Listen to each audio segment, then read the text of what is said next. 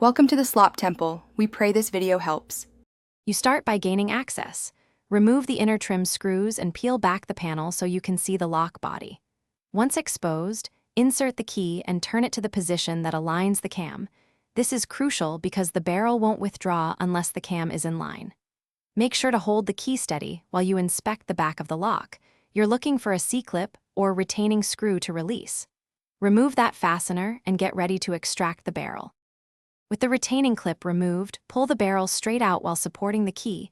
If it resists, wiggle it gently. Forcing can damage the housing.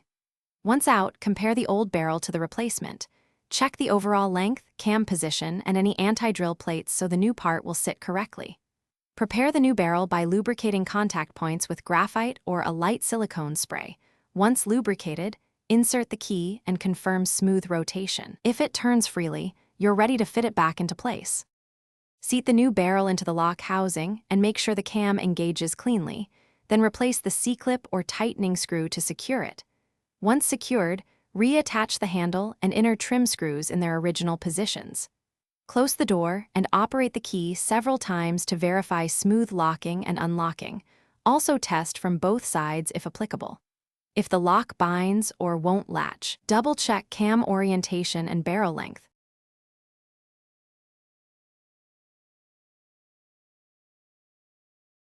Thanks for watching. Consider subscribing if we helped you.